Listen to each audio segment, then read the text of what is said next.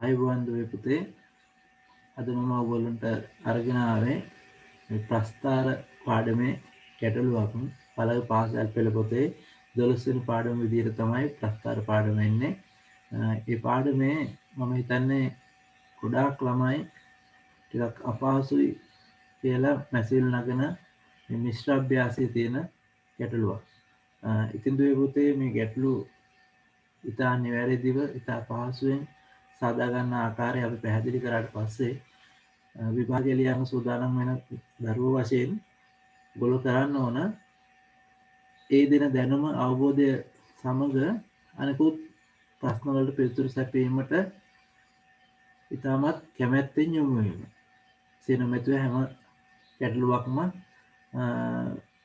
කාගෙන් හරි අහලා හෝ වැඩසටහනක් බලලා හෝ ලියා ගැනීම තමන්ගේ දැනුම වර්ධනය වීම සඳහා නැත්නම් තමන්ගේ නිර්මාණශීලී හැකියාව වර්ධනය වීම සඳහා උපයෝගී වෙන්නේ නැහැ. තමන් විසින් ගැටලු සාදා ගැනීම තමයි වඩාත්ම තමන්ගේ විභාගයට හොඳින් මුහුණ දීමට හැකියාවක් ලැබෙන්නේ.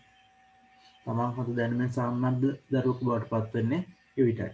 ඉතින් අපි දන්නවා මේ වගේ අපහසු ගැටලු මේ වගේ වාතාවරණයකදී ගොඩාක් දරුවන්ට අහගන්න කෙනෙක් නැහැ. හරියටම පැහැදිලිව කියා දෙන්න කෙනෙක් නැහැ. ඉතින් අපි වෙත යොමු වෙලා තිබුණු විශේෂ ගැටලු තමයි මේ මම අද සාකච්ඡාවට ගත්තේ. මම හිතන්නේ ළමයින්ගෙන් සාමාන්‍ය පෙළ ළමයින්ගෙන් වැඩි ප්‍රතිශතයක් මේ වගේ ගැටලු මගහරින අවස්ථාවල් තියෙනවා. නමුත් අපිට දැනුම් දුන්නොත් ඇත්ත වශයෙන්ම අපි ඕනම ගැටලුවක් තමන්ගේ විෂය නිර්දේශයට අනුකූලව තියෙන ඕනම ගැටලුවක් පහසුවෙන් निराකරණය කරන්න කෙසේද කියලා ළමයින්ට පැහැදිලි කළ දෙන්න සූදානම්. එනමුත් ළමයින්ගේ තත්ත්වයක් තියෙනවා ඒ දෙන දැනුම සහ අවබෝධය සමග නිරන්තරයෙන්ම තමන්ගේ අභ්‍යාසයන්නේ යෙදීම. එතකොට අපි මේ සාකච්ඡාවට ගන්න ගැටලුව තියෙන්නේ වගේ ගණිතයේ පෙළ පොතේ 55 වෙනි පාඩමේ 55 වෙනි පිටුවේ. එතකොට මේ ගැටලුවේ බලමු අපි දෙවෙනි ප්‍රශ්නය විදිහට මිශ්‍ර අභ්‍යාසයේ සඳහන් වෙන්නේ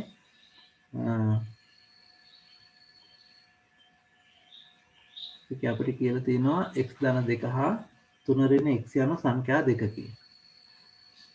y සමාන x ධන 2 3 ඍණ x මගින් එම සංඛ්‍යා දෙකෙහි ගුණිතය දැක්වේ.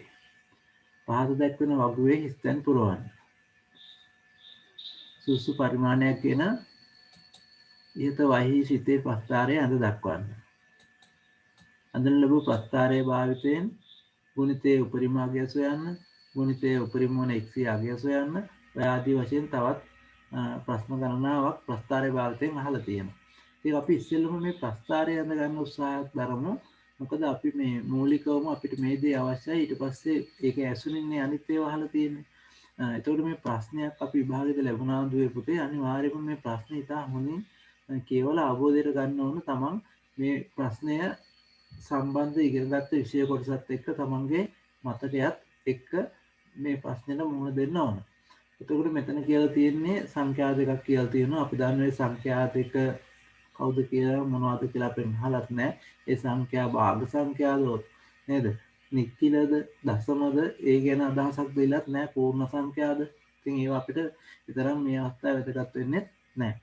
ඉතින් නැත්තම් ළමයි මේ වගේ අනවශ්‍ය දේවල් කෙරෙහි යොමු වෙන බලන මෙහෙම ප්‍රශ්නයක් ආවම. එතකොට ප්‍රස්ථාර ගැටලුවක් ප්‍රායෝගික ජීවිතයේ භාවිතයත් සමග වගේ දීලා තියෙන්නේ කියලා අපිට අවබෝධයක් එනවා. එතකොට දැන් මේ සමීකරණය දකිනකොට දරුවනේ y සමානයි x ධන 2 3 ඍණ x. අපිට 100ට එන්න ඕන මෙන්න මේ අපි ඉගෙන ගත්ත 11 ශ්‍රේණියේදී වර්ගජ සිත පිළිබඳව ප්‍රස්ථාර වල සමීකරණ අපි ඉගෙන ගත්තා මෙන්න මේ විදිහේ සමීකරණයක්. මූලිකවම අපි මේ කෙසේද ප්‍රශ්නයකට අවතීර්ණ වෙන්නේ කියන කාරණය තමයි මම මේ පැහැදිලි කරලා දෙන්නේ. එතකොට අපි ඉගෙන ගත්තා මෙන්න මේ වගේ x ධන a x ධන b මේ වගේ සමීකරණයක්. මේකෙදී අපි විග්‍රහ කරා අපේ පන්ති වල සම්බන්ධ වෙන දරුවන් දන්නවා මෙතන ධන හෝ ඍණ තියෙන පුළුවන් මෙතනත් ධන හෝ ඍණ තියෙන පුළුවන්. මම මේ අවස්ථාව නිරූපණය කරේ නෑ. මේ වර්ගජ සමීකරණයට සාධක තියෙන අවස්ථාවල් වලදී තමයි මෙන්න මෙහෙම සමීකරණ ලැබෙන්නේ කියලා අපි විග්‍රහ කරා. ඒ වගේම මේ තියෙන අගයන් දෙකේදී අපිට හඳුනා ගන්න පුළුවන් වෙනවා මේ ඇසුරින් ශ්‍රිතය x අක්ෂය ඡේදනය කරන ලක්ෂ්‍ය නැත්නම් ඒවායේ ඛණ්ඩාංක ඒ වගේ ගොඩාක් දේවල් සමීකරණය තුලින් අපිට අවබෝධ කරගන්න පුළුවන්කම ලැබෙනවා.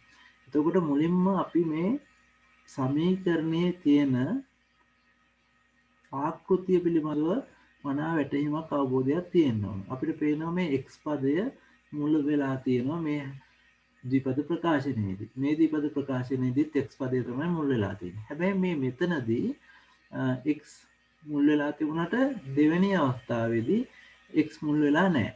ඒක එකක්. ඊළඟට මේ මෙතන තියෙන ධන හෝ ඍණ කියන අවස්ථාවේ ධන ආවොත් එයා අවමයක්, ඍණ ලකුණ ආවොත් එයා උපරිමයක් කියලා ඒකත් අපි අවබෝධයක් තියෙනවා. එතකොට මුලින්ම ඔයාලා කරගන්න ඕන මේ ගොඩාක් දරුවෝ කරන්නේ මේ ප්‍රශ්නේ දැක්ක ගමන්ම වගුව සම්පූර්ණ කරන්න යනවා. ඊට පස්සේ එතන ගිහිල්ලා සමහරට අසිරුතාවලට මුහුණ පානවා. ඉතින් ඊට කලින් මේ සමීකරණයේ ස්වභාවයෙන් සමීකරණයේ අනුව ශ්‍රිතය ගැන මනා අවබෝධයක් ලබා ගැනීම ඉතාමත් වැදගත්.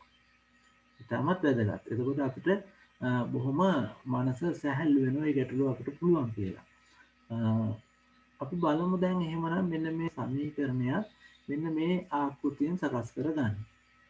එතකොට අපිට පුළුවන් මෙන්න මේ தත්ත්වයටපත් කරගන්න සමීකරණය y සමානයි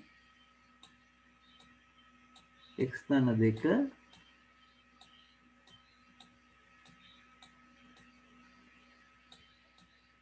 අපි මේ ද්විපද ප්‍රකාශනය ධන x ඍණ 3 වශයෙන් ප්‍රකාශ කරනවා. ඒ කියන්නේ මෙයාගේ මේ ඍණ ලකුණෙන් මේ දෙන්නම ඍණ එකකින් ගුණ කරා කියලා අපි අවබෝධ කරගමුකෝ. එතකොට මේ එතකොට අපිට මෙයාව ලියන්න පුළුවන්. ඔයාලා දන්න සාමාන්‍යයෙන් මෙන්න මෙහෙම අපි ඉගෙන ගන්නවා බීජ ගණිතයේදී. දැන් a ඍණ b කියලා තියෙන අවස්ථාවක් අපිට අවශ්‍ය නම් ලියන්න පුළුවන් දරුවනේ ඍණ b ඍණ a කියලා. අපිට අවස්ථාව අනුව එහෙම සකස් කරගන්න පුළුවන්. එතකොට මම ඉන්න මේ අවස්ථාව මම මෙන්න මෙතෙන්ට යොදා ගන්නවා. එතකොට මේ ඍණ ලකුණු මම මේ ඉස්සරහට ගෙනවා.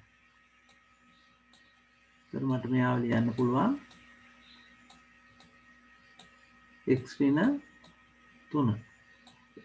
මේ කුමක්ද මා කලේ අපිට දීලා අපි ඉගෙනගත්තු සම්මත සමීකරණයක ස්වරූපයට මෙයාව පරිවර්තනය කරගත්තා. මෙන්න එතකොට අපි ලොකු විග්‍රහයක් ලැබෙනවා. සාධක සහිත සමීකරණය මේ සමීකරණය මගින් නිරූපණය වෙන ශ්‍රිතය ප්‍රස්ථාරය අනිවාර්යයෙන්ම උපරිමයක්. මෙන්න මේ වගේ කෙනෙක්. අපිට අන්නේ අදහස ලැබෙනවා. එතකොට දුවේ පුතේ ඒ වගේම අපිට තවත් දේවල් කියන්න පුළුවන්. මේ සමීකරණය සහිත ශ්‍රිතය මේ සමීකරණය සහිත ශ්‍රිතය x අක්ෂය x ඍණ 2දී x ධන 3දී x ඍණ 2දී x ධන 3දී x අක්ෂය හමු වෙනවා කියන අදහස අපිට ගන්න පුළුවන්. එතකොට ඒ ඇසුරින් අපිට මෙයාගේ සමමිතික රේඛාව හඳුනා ගන්න පුළුවන්. ඉතින් ඒ වගේ ගොඩාක් ශ්‍රිතය ගැන අවබෝධයක් අරගෙන අපි මේ ගැටලුව විසඳන්න අදහස් කරොත් පියවර ගත්තොත් අපිට ඉතාමත් පහසු වෙනවා. එතකොට අපි සමීකරණයේ ඇසුරින් මේ ශ්‍රිතය ගැන අවබෝධයක් නැත්නම් මේ ශ්‍රිතයේ දල සටහන කොහොමද අඳින්න උනොත් අපි අඳින්නේ, එහෙම නැති වුණත් අපිට ඒ දල සටහන ඉතාමත් වැදගත්. අපි ඒක දල සටහන ගන්න කොහොමද කියන එක දැන් අපි පොඩ්ඩක් ඕගොල්ලන්ට පැහැදිලි කරනවා. පොඩ්ඩක් නෙවෙයි ඉතා හොඳින්.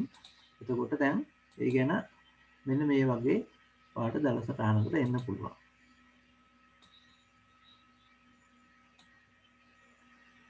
අපේ ප්‍රධාන අක්ෂ දෙක මෙයාව y අක්ෂය, මෙයාව x අක්ෂය, මූල ලක්ෂය බිඳුව ලක්ෂය O කියලා හඳුන්වනවා. එතකොට දැන් අපි සංස්කරණය කරගත්තා. අපිට අවශ්‍ය පරිදි අර දීලා තියෙන සමීකරණය මෙන්න මෙහෙම ආවා. ඍණ x ධන 2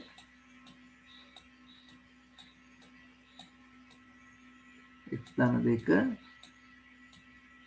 ඒ වගේම x ඍණ 3 x ඍණ 3.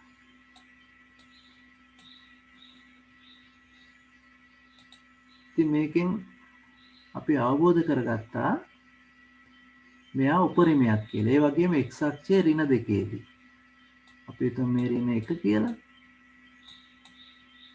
එන ඍණ 2. එන ධන 1 කියලා හිතමුකෝ. සමාන පරතර තියෙන්න ඕන. ධන 2 ධන 3. ධන 3ේදීත් මෙන්න මෙතන ඡේදනය වෙනවා කියලා. ඒ කියන්නේ x අක්ෂය. එතකොට අපි මේ ලක්ෂණ මේ විදිහට සටහන් කරගමුකෝ. එතකොට සමමිතික අක්ෂය තියෙන්නේ දැන් අපි දන්නවා මේ හරි මැද මෙයා උපරිමයක් බවට පත් වෙලා තියෙන්නේ කියලා. එතකොට අපි ඒක ඕනනම් දන්නවා සමීකරණයක් ඍණ a ධන b බෙදීම 2 මෙවැනි සමීකරණයකදී සිතේ සම්මිතික අක්ෂය මෙන්න මේ ඇසුරින් අපිට හොයාගන්නත් පුළුවන්. එහෙම නැත්නම් මේ හරි මැදාගේ අරගෙන අපිට හදාගන්නත් පුළුවන්. දැන් මේ ඍණ 2 ඉඳලා එතන තියෙන ඍණ 2 මේ දුරේ හරි මැද. එතකොට අපි ගත්තොත් දැන් මෙන්න මේ ඉඩ කඩ අපි අයින් කළා කියලා හිතමුකෝ. හරි. එතකොට මේ බිඳුව මේ ඉඩ කඩත් අයින් කරා. එතකොට අපිට පේනවා මෙන්න තියෙන්නේ 1. එහෙමනම් මේ 1 2ට බෙදෙන්න ඕන කියලා අදහසක් වුණා අපිට එනවා දැන්. 1 2ට බෙදෙන්න ඕන කියලා අදහසක් එනවා. එතකොට අපි තේරුම් ගන්න ඕන එහෙමනම් මෙන්න මේ වගේ සම්මිතික අක්ෂය එන්නේ. බිඳුවත් එකත් හරි මැද. බිඳුවත් එකත් හරි මැද. බිඳුවත් එකත් හරි මැද කියන්නේ අපි දන්න භාගය. එහෙනම් සම්මිතික අක්ෂයේ සමීකරණය x සමානයි භාගය. දැන් මේ ඇසුරින් අපිට දරුවනේ පුළුවන් මේ අගයේ මේ සමීකරණයට ආදේශ කරාම y වල අගය හොයාගන්න. ඒ කියන්නේ උපරිම ලක්ෂය අපිට හොයාගන්න පුළුවන්. එතකොට අපි ඔන්න ආදේශ කරනවා සමීකරණයට x සමානයි භාගය අගය. y සමානයි ඍණ මෙතෙන්ට භාගයයි 2යි. ඒ කියන්නේ 2යි භාගයයි. 2යි භාගයයි. එතකොට භාගය අඩු කිරීම 3.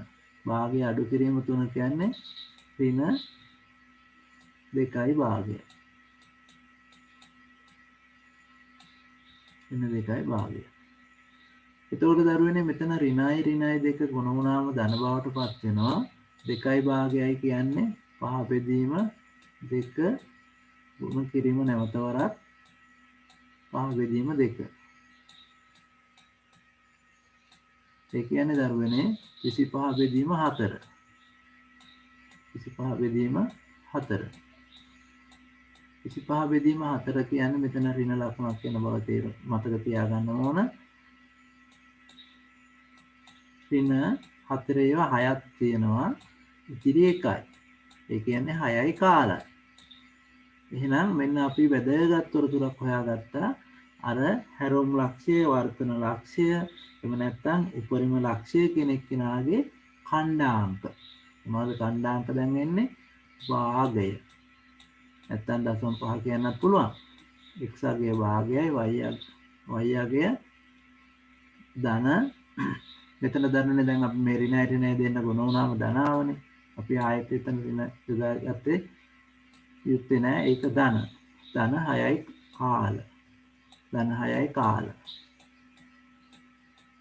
නැත්තම් ධන අපිට කියන්න පුළුවන් 0.5 6.2.5 මෙන්න වර්තන ලක්ෂය නැත්නම් උපරිම ලක්ෂය නැත්නම් හැරොම් ලක්ෂය. එතකොට මෙයාගේ උපරිම අගය 6.25 උපරිම අගය. උපරිම අගය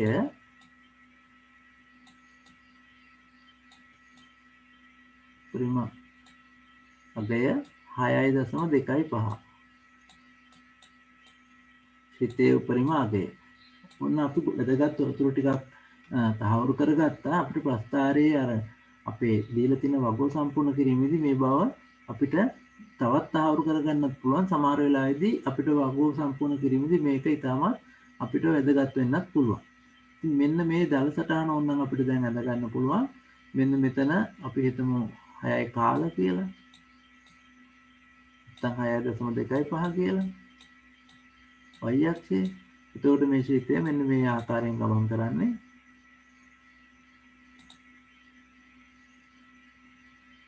ඒ කියන්නේ දැන් අපි මන අවබෝධයක් තියෙන උපරිමයක්නේ. මෙන්න මේ විදිහට තමයි එයා ගමන් කරන්නේ. ඒ අවබෝධයත් එක්ක තමයි දැන් අපි ගැටලුව විසඳන්න සූදානම් වෙන්නේ. එතකොට මේ තොරතුරුත් එක්ක මේ තොරතුරු අපිට ගොඩක් උදව් වෙනවා.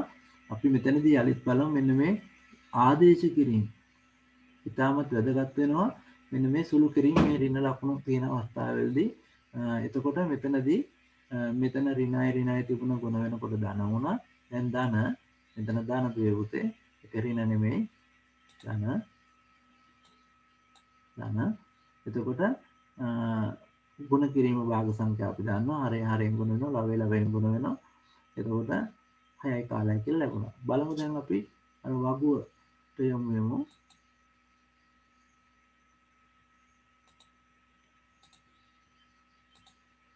හරි. දැන් මේ වගුවේදී අපිට තියෙන්නේ සම්පූර්ණ කරන්න x අගයන් වලට අනුරූපව x අගයන් වලට ගැලපෙන y අගයන් සම්පූර්ණ කරන්න තියෙනවා අපිට අවස්ථා 1යි 1යි 3යි 4යි. ඉතින් මේවා නිසා තමයි සමහරවිට මේක සංකීර්ණයි කියලා ළමයි යෝජනා කරන්නේ. ඉතින් එහෙම වෙන්න බෑ. ළමයි ගවේෂණාත්මකව දේවල් අභ්‍යාසවල යෙදෙන්න ඕන. එතකොට දරුවනේ දැන් අපිට සමහර මේ වගුවක් දැක්කාම අර සම්මිතිය උපයෝගී කරගෙන මේකේ අපිට බොහොම පහසුවෙන් අදාළ කණ්ඩායමක් ගැන ලබා ගන්න පුළුවන්. හැබැයි දැන් මෙතෙන්දී අපිට එහෙම පුළුවන්කමක් ලැබුණේ නැහැ. නමුත් දැන් අපි මෙතන අපිට ලැබුණු අගයක් දෙකක් තියෙන කණ්ඩායමකයක ඒ දෙක කෝකටත් අපි මෙහි නිරූපණය කරගමු. නේද? x වලාගේ භාගයේදී සම්මිතිය අපිට ලැබුණා. ඒ කියන්නේ උපරිම ලක්ෂයේ කණ්ඩායමක් අපි ගත්තා. මෙයා 6යි කාලක් ආවා. නැත්තම් 6.25. අපි සටහන් කරගමු. එතකොට මේ අගයන් අපි ආදේශ කරමින් ගන්න ඕන. හරිම පහසුයි. දැන් අපි හඳුනාගත්ත විදියට සමීකරණය අපි සකස් කරගත්ත විදියට යලිත් මෙතන මම සඳහන් කරන්නම්. එතකොට අපිට ආවේ x ධන 2. මෙයාව අපි සකස් කරගත්තා x ඍණ 3 වශයෙන්. එතකොට මේවා මනෝමයෙන් ගන්න පුළුවන් දරුවනේ මේ අගයන්. දැන් බලන්න මෙතන අපිට තියෙන්නේ ඍණ 2x වලට. ඍණ 2යි. එතකොට මෙතන ධන 2යි වුණු ගමන් ශූන්‍ය වෙනවා. ශූන්‍යයෙන් ලෝකේ ඕනෑම ගානක් ගොනු වුණාම පිළිතුර ශූන්‍යයි. එහෙනම් මෙතන එන්නේ බිඳුව. එතකොට x වලට ඍණ 1. ඍණ 1 දැම්මොත් අපි මෙතන ගන්නවා ඍණ 1යි ධන 2යි සුළු වුණාම ධන 1යි. මෙතන ඍණ 1යි ඍණ 3යි කියන්නේ ඍණ 4යි. එතකොට අපිට අවුරුද්ද ගන්නවා ධන 1ක් ඍණ 4ක් තියෙනවා. ආයි මෙතන ඍණ 1ක් තියෙනවා. මේ තියෙන ඍණ 1ක් නේ. මේ වරහන් දෙක ඇතුළේ ඉතුරු වෙන්නේ මේ වරහනෙන් ධන 1ක් ඉතුරු වෙනවා. මේ වරහනේ ඍණ 4ක් ඉතුරු වෙනවා. ඉතින් හොඳින්ම බොහෝම අවධානයෙන් මේ ඍණ නිකිලත් එක්ක ගණදෙනු වල යෙදෙන්න ඕන. සුළු කිරීම වල. එතකොට එක් වරක් 1 1යි, එක් වරක් 4 4යි. ඍණයි ධන 4යි. එහෙනම් මෙතෙන්ට එන්නේ ධන 4යි. ඉතා නිවැරදිව ඒ අගයන් ආදේශ කිරීම කළ යුතුමයි. බොහොම අනිත් එක අපි ගැටලුවකට මුහුණ දීමේදී කලබල නොවේ බොහොම වනා සංවේනයකින් අර පන්දුවකට පහර එල්ල කරනවා වගේ නේද? එතකොට අපිට තියෙන බිඳුවේදී 6යි කියලා දීලා තියෙන එකේදී. එතකොට අපි බලමු ධන එකේදී 1යි 2යි 3යි. මේ ඍණ එක ඉන්නවා. මෙතෙන්ට 3ක් එනවා. මෙතෙන්ට එනවා 1 ඍණ 3. 1 ඍණ 3 කියන්නේ අපි කවුරුත් දන්නවා ඍණ 2යි. 3 වරක් 2 6යි ඍණ මෙයත් එක්ක ගුණ වුණ නිසා මෙයත් ඍණ නිසා ධන 6ක් බවට පත් වෙනවා. ධන 6ක් බවට පත් වෙනවා. නිවැරදිව අපි අගයන් 3ක් ගත්තා. එතකොට 3ේදී x සමානයි 3ේදී. එතකොට මෙතන ඍණ 1 3යි 2යි 5යි. x වෙනකොට 3නේ. 3යි බිඳුවයි. ඒ කියන්නේ ශූන්‍යයක් වෙනවා. බිඳුවෙන් ගුණ වුණාම නේද කවුරුණත් බිඳුවයි. එතකොට අපි මේ වගු ඇසුරින් සමමිතිය කොහොමද කියලා අධ්‍යයනය කරමුකෝ. ඍණ 6 බිඳුව අපි නිවැරදිතාවයෙන් නිතරම පරික්ෂා කරගෙන යන්න ඕන. නැත්නම් ප්‍රස්තාරය අඳින්න ගිහිල්ලා එතනදී වරද්ද ගත්තොත් අපිට ප්‍රස්තාර 2 3ක් අඳින්න වෙනවා. ධන 4 ධන 6 මේ හරි මැදාගේ ඕන අපිට නෑ.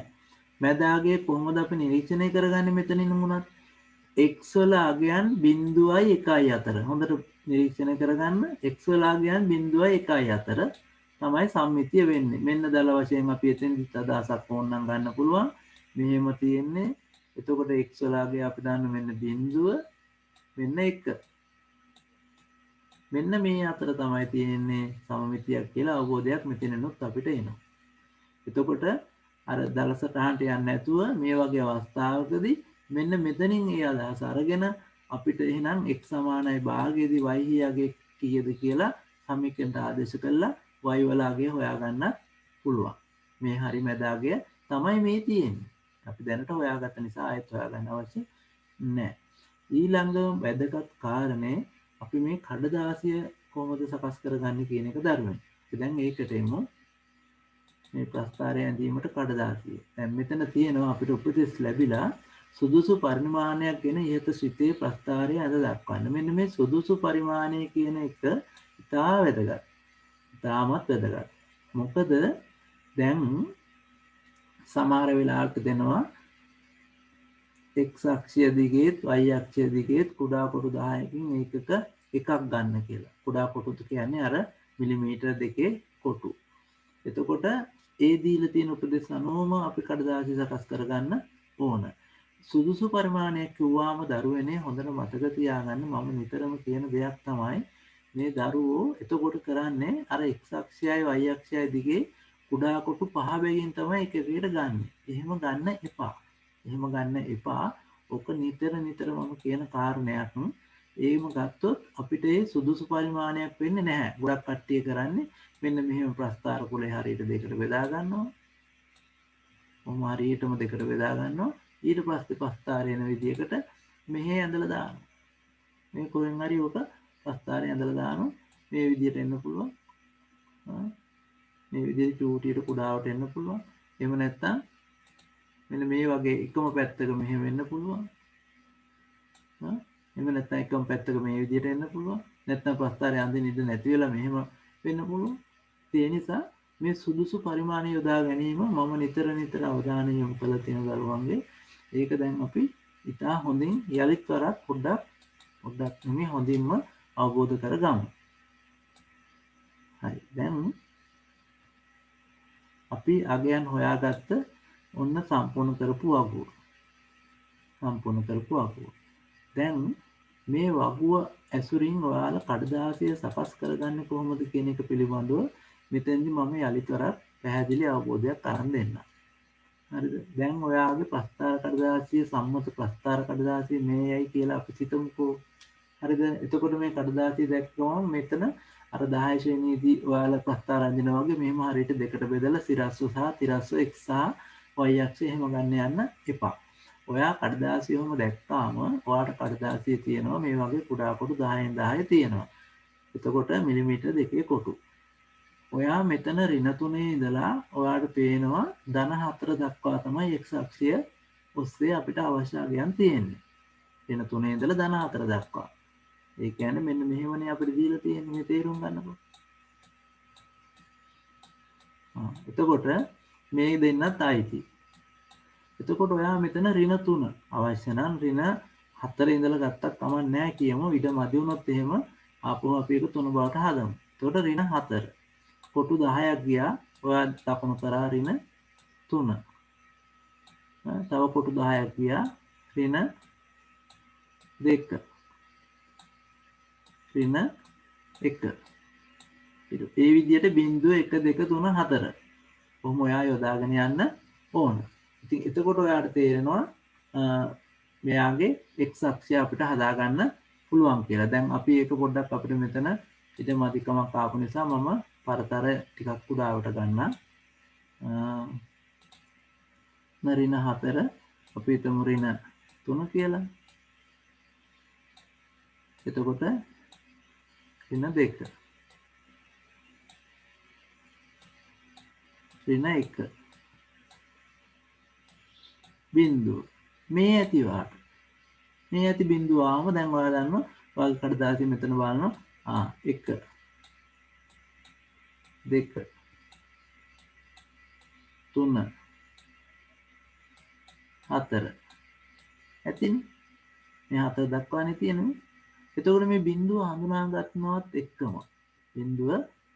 ගන්නවත් එක්කම දැන් අපිට හරි සතුටුයි මෙන්න y අක්ෂය. මේ ඔස්සේ y අක්ෂය ගන්න. මොන y අක්ෂය? හරි. එතකොට දැන් y වල අගයන් බලනවා. අඩුම අගය ඍණ 6. වැඩිම අගය තියෙන අපිට 6.25. මෙතන ඉහළ සිට පහළට හෝ පහළ සිට ඉහළට. අපිට ඔන්න y අක්ෂය ඒ ලකුණු කරගෙන යන්න පුළුවන් මේ ලබාගත් අක්ෂය මතම. දැන් ප්‍රස්ථාර කඩදාසියේ මේ ලබාගත් අක්ෂය මතම. අපි තුන් මෙතන ඍණ 6 ආව කියලා අපි එකක් පොඩ්ඩක් වැඩිපුර තියලා නම් ඍණ 7 දාමු. මේ හරිය ඍණ 6 දාමු. දැන් කුඩා කොටු 10කින් එක එකක් විදිහට තමයි අරන් යන්නේ. එතකොට ඍණ 5. ඍණ 5. ඊළඟට ඍණ 4. ඊළඟට ඍණ 3. ඊළඟට ඍණ 2. ඊළඟට ඍණ 1. ඊළඟට බිංදුව. දැන් හරි. දැන් මෙන්න අපිට x අක්ෂය හඳුනා ගන්න පුළුවන් තිරස් අක්ෂය. එතකොට අපි ඒ ආවන්දින දැන් මෙන්න. ඔන්න ඔහොමයි කඩදාසිය අපි සූදානම් කරගන්න දරුවනේ. ඊට පස්සේ මේ විදිහට මේ අක්ෂ දෙක ක්‍රමාංකනය කරනවා. ඒවා අංක ලකුණු කරනවා යාගේ සමාන පරතර වලින්. ඒ කියන්නේ එක් පරතරයකට කුඩා කොටු 10ක් එකක් විදිහට අරගෙන මේ එක අක්ෂයක් ඔස්සේ ඊළඟ පරතරයට කුඩා කොටු 5ක් එකක් විදිහට ගන්න එහෙම බෑ. ඒ පරතර සමාන වෙන්න ඕන. එතකොට බොහොම ලස්සනට සම්පූර්ණ කඩදාසිය පිරෙන විදිහට අපිට ප්‍රස්ථාරය නිරූපණය කරගන්න පුළුවන් වෙනවා. එතකොට ප්‍රස්ථාර කඩදාසිය සූදානම් කිරීම එසේ වෙනවා. ඊට පස්සේ ලක්ෂ ලකුණු කිරීම අපි දැන් නිරූපිත ප්‍රස්ථාරය වෙත යොමු වෙමු.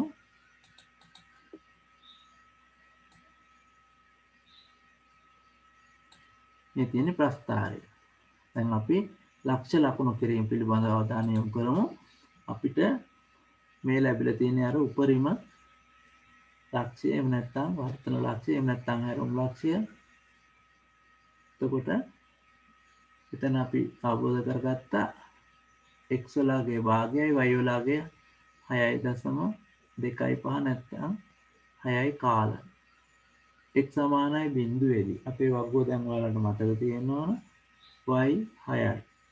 ඒ වගේම x සමානයි 1 දී y 6යි. ඒ ලක්ෂ දෙක තමයි මේ.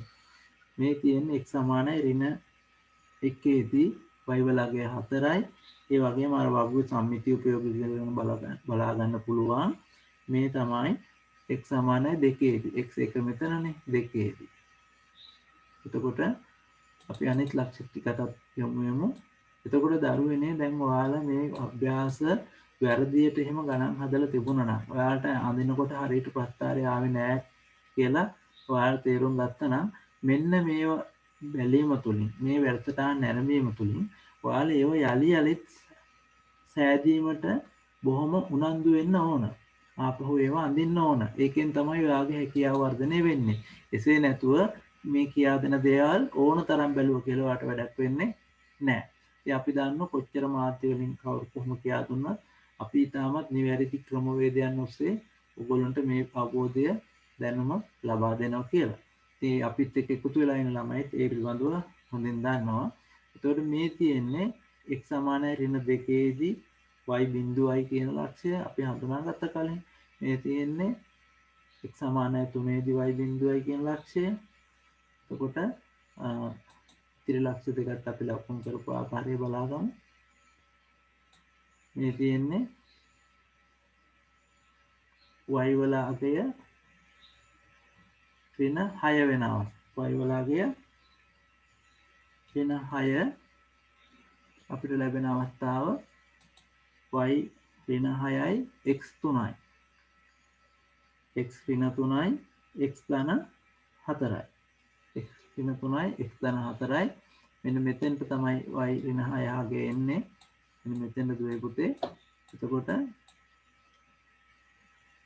මෙතෙන්දී එන්නේ x ධන 4. x වල අගය 1 2 3 4. මෙතන. එතකොට මේ ලක්ෂ දෙක. ලක්ෂ දෙක. එතකොට අපි දැන් ශිතය ඉතාමත් හොඳින් අවබෝධ කරගත්තා. බොහොමත් හොඳින් මේ ශිතය ඇඳීමේදී අපි අනුගමනය කරන්න ඕන මොන පිළිවෙතක්ද? මේ වක්‍රය ඉතා සුමට විය යුතුයි. සුමට වක්‍රයක් කියලා කියන්නේ ඒක අපි මේ අපේ රූල පාවිච්චි කරලා සෙන්ටිමීටර් කෝදුව පාවිච්චි කරලා එහෙම මේ ලක්ෂය ආ කරන්නේ නැහැ. මේ ආදි වශයෙන් මෙහෙම ආ කරන්නේ නැහැ. එතකොට මෙතන ශීර්ෂ වගේ ලැබෙනවා. මේ තැන්වලදී එහෙම පාවිච්චි කරන්නේ නැහැ. දැන් මෙතන ලක්ෂය ගත්තොත් මෙහෙම ඇවිල්ලා මෙහෙම ගන්නෙ නැහැ. එතකොට ඒවා ඉතා සිහින් පැන්සලක් උපයෝග කරගෙන පුළුවන් අපිට වක්‍රය අඳින්න. එතකොට දැන් අපි බලමු මේ අනිකුත් ප්‍රශ්න වලට කොහොමද පිළිතුරු දෙන්නේ කියලා. මම ඔයාලගේ ප්‍රස්තාර අභ්‍යාසයේ තියෙන මිශ්‍ර අභ්‍යාස වල දෙවෙනි ගැටලුව තමයි මම ගත්තේ කියලා. දැන් අපි ඒකේ වගුවේ ස්ථාන සම්පූර්ණ කිරීම කරා සුදුසු පරිමාණයක් උපයෝග කරගෙන ප්‍රස්තාරයේ නිවැරදිව ඇඳීමක් සිදු කරනු ලැබුවා. එතකොට දැන් ශිතයේ උපරිම අගය. ඉතින් අපි දන්න මේ තියෙන්නේ 6.25. ඊට පස්සේ මේ ප්‍රශ්නෙට ඔයගොල්ලෝ යොමු වෙන්න පුළුවන් ඔයාලගේ පෙළ පොතේ තියෙන්නේ පිටු අංක 56. 4 උපරිම වන x අගය සොයන්න. මේ ගුණිතය සංඛ්‍යා දෙකක් කියලා නේද තියෙන්නේ. ඒලගේ අගය උපරිම වන x අගය. එතකොට අපිට මෙතන දර්ශනය වුණා x සමානයි භාගය. x සමානයි නැත්නම් 2.5. ශූන්‍ය වන x අගයන් ලියා දක්වන්න. මේ ගුණිතයේ ශූන්‍ය වන x අගයන් කියලා අපි කලින් හඳුනාගත්තා.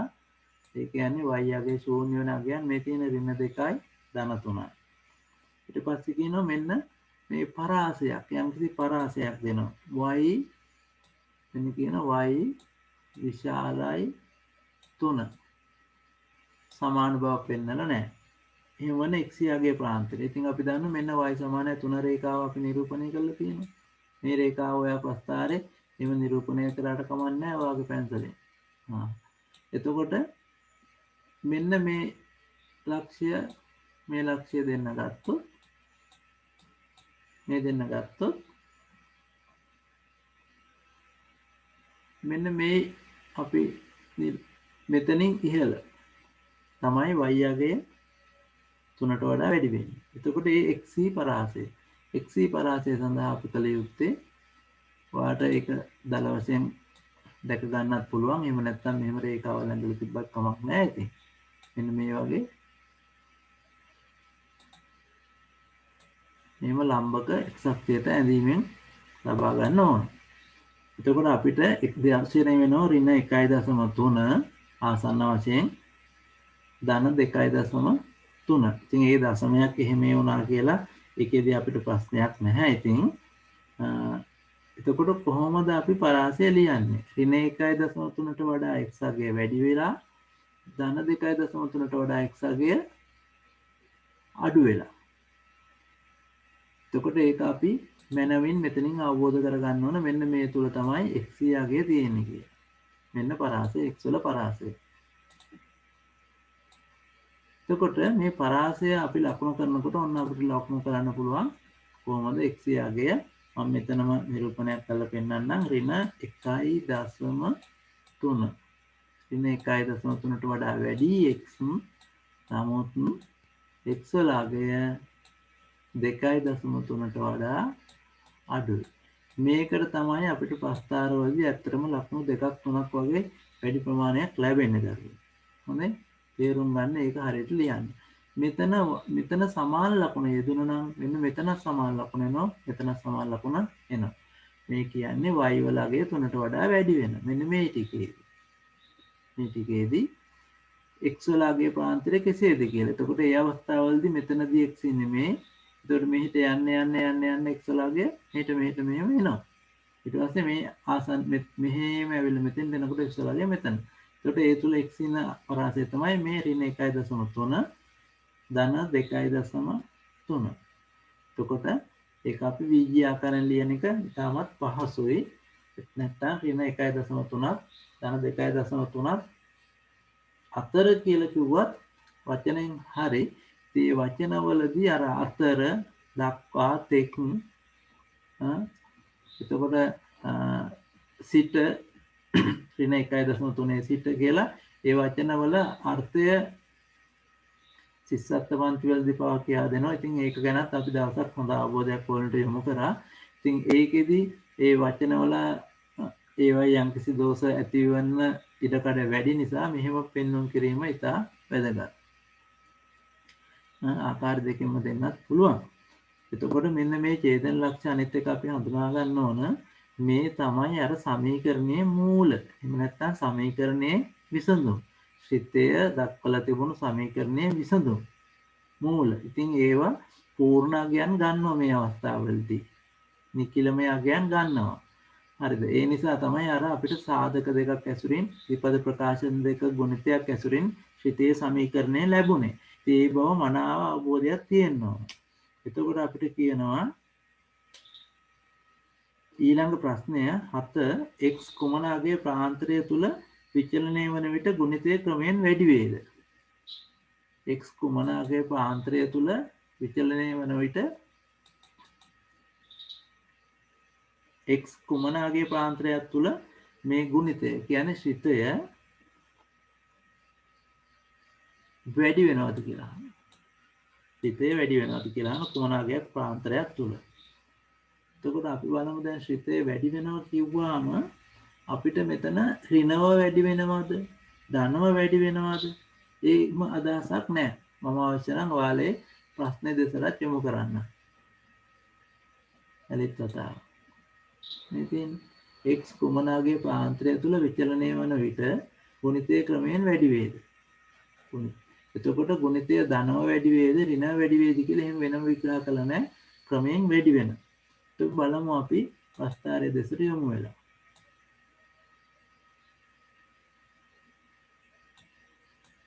ඒකට අපිට තියෙන ප්‍රස්ථාරය මේ ඍණ 3ේදී මෙයාව 6යිනේ. ඍණ 3ේදී 6යි. මේ ලක්ෂ්‍යය අපි අවබෝධ කරගත්තා. ඍණ 3ේදී 6 ලක්ෂ්‍යය. මෙතනදී ආව මෙන්න මේ ලක්ෂ්‍යය. එතකොට එතන ඉඳලම මෙයා වැඩි වෙනවා. මේ වැඩි වීමින් යන්නේ. එතකොට අපි බලමු මේ තියෙන වැඩි වෙමින් එනවා. මෙහෙම වැඩි වෙමින් එනවා. වැඩි වෙමින් ඇවිල්ලා මෙන්න මෙතෙන්ටම එනවා. එතනින් පස්සේ ආයෙ අඩු වෙනවා. මෙතන අතන අපි දන්නවා ඍණ 3යි කියලා අගය. ඒ කියන්නේ x වල අගය මෙතන ඍණ 1, ඍණ 2, ඍණ 3. එමනේ අපි ගත්තේ කඩදාසිය. මෙතන අපි දන්න x වලගේ භාගය නැත්නම් 0.5. එහෙනම් මෙන්න අපිට පිළිතුර දෙන්න පුළුවන් ඍණ 3යි x වලගේ ඍණ 3යි ඊට වඩා වැඩි. එහෙම නැත්නම් භාගය නැත්නම් 0.5. ඒ පරාසය තුල තමයි මෙයාගේ ගුණිතය වැඩි වෙන්නේ. අපි කියන මෙහෙම වැඩි වෙනවා. මේ තියෙන්නේ අඩු වෙනවා. එතකොට ඔන්න මේ ප්‍රශ්නෙටත් අපි පිළිතුරු සැපුවා. ඊළඟට අහනවා අපෙන් x කුමනාගේ ප්‍රාන්තය තුලදී ගුණිතය සඳහා ධනාගයක් ලැබේද? මේ අහන්නේ අපෙන් ඇත්තටම වෙනස් විදියකට ඇහුවට මේ අහන්නේ y ධනවන කලාපය. y ධනවන x කලාපයෙන්. y ධනවන x කලාපය. ඉතින් අපි හඳුනා ගන්න ලැබුවා ඉස්සර ඔයාලට අපි අපේ පන්තිවල දරුවෝ හොඳටම දන්නවා මෙහෙම අපි තිරස්සක්ෂය ගත්තොත් මේ විදිහට සිරස්සක්ෂය ගත්තොත් මෙන්න මෙයාගෙන් ඉහළ ටික ඔක්කොම ධන. මේ පහළ ඍණ. අපි මනමින් දන්නවා. ඉතින් අපෙන් අහන්නේ දැන් x කුමනාගේ ප්‍රාන්තය තුලදී ගුණිතය ධන අගයක් ලැබෙයිද කියලා. එතකොට අපි දන්න මෙයා x අක්ෂය ඡේදනය කරන්නේ ඍණ 2 ධන 3 ඍණ 2 ධන 3 එබැවින් අපි දන්නවා එහෙනම් x වල ඊට අදාළ අගය ප්‍රාන්තරය අපිට හොඳින් ලියන්න පුළුවන් ඍණ 2ට වඩා වැඩි. මෙයා ධන වෙන්නේ මෙතනින් ඉහළ මේ ටික ධන. එහෙනම් ඍණ 2ට වඩා වැඩි ධන 3ට වඩා අඩු. තවත් පරාසයක් අපිට දීලා තියෙනවා. රෝම ඉලක්කම් 9. ඉතින් මේ ප්‍රශ්නේ සමහර ළමයි ඔය ටිකක් අණු කොටස් ටික වැඩි වුණ ගමන් ඔන්න අමාරුයි කියලා හිතා ගන්නවා. ඒ එහෙම හිතාගෙන බෑ. අපි හැම දෙයකටම මුහුණ දෙන්න ශක්තිමත්ව දැනුමින් සන්නද්ධ වෙලා ඉන්න ඕන. ඍණ 1 x ධන 3 පරාසය තුල ගුණිතයේ උපරිම අවමගය ලියා දක්වන්න. ඍණ 1 ඉතින් ඔයාලා ළඟ පොත ඇති මේ අවස්ථාවේදී ඔයාලට පොතත් එක්ක නිරීක්ෂණය කරන්න පුළුවන්. ඍණ 1 මෙන්න මෙහෙම දෙනවා. අපි ඒක කියවන ආකාරයත් පැහැදිලිව ශබ්ද නගලා ඉගෙන ගමුකෝ. ඍණ 1ට වඩා විශාලයි හෝ සමානයි. මෙතනින් කියන්නේ ධන 3ට වඩා අඩුයි. එහෙම නැත්නම් 3ට සමාන වෙන්න පුළුවන්. ඔන්න ඔය පරාසය තුල ගුණිතයේ උපරිම අවමගය. බලමු අපි දැන් ඒක. ශිතේ ඇසුරින්. එතකොට ඍණ 1ේදී අපි දන්න මෙන්න ඉන්න තැන. ඍණ 1. මේ ඉන්නේ ඍණ 1. එතකොට මෙහෙම එද්දී උපරිම අගය මෙන්න මෙතනදී අපිට හම්බ වෙනවා 6.25 නැත්නම් 6යි කාලය. එතකොට දැන් අපිට දීලා තිබුණ ඍණ 1 ධන 3. ධන 3 අපි දන්නවා අර x අක්ෂය හම් වෙන තැන. එතකොට උපරිම අගය දැන් අපි හඳුනාගත්ත 6.25යි. මෙන්න අවමගය y වල බිඳුවක්. එහෙනම් ඒ පිළිතුර 6.25යි බිඳුවක්. ශිතේ උපරිම අගය 6.25යි. මේ දී ඇති පරාසය තුල ශිතේ උපරිම අගය 6.25යි. අවමගය ශූන්‍යයි නැත්නම් බිඳුවයි කියලා ලියන්න පුළුවන්. අපි මේවා ලියලා ඉදිරිපත් කරලා තියෙනවා. ඊට කලින් මේ ප්‍රස්තාරයත් එක්ක ඒ ගැළපීම ඔයාලට අවබෝධ කරලා දෙන්න. ඊළඟට අහනවා ඒ වගේම තවත් පරාසයක් දීලා. ඉතින් ඇත්තටම දරුවනේ මේ පෙළ පොතේ තියෙන ගණන් ටික මේ අභ්‍යාසයට අදාළව මේ ප්‍රස්තාර ටික ඔයාලා ඇඳලා හරියට පිළිතුරු සපයලා එහෙම තිබුණා නම් ඉතාමත් වටිනා අනර්ග ප්‍රශ්න ටිකක් මේ තියෙන්නේ.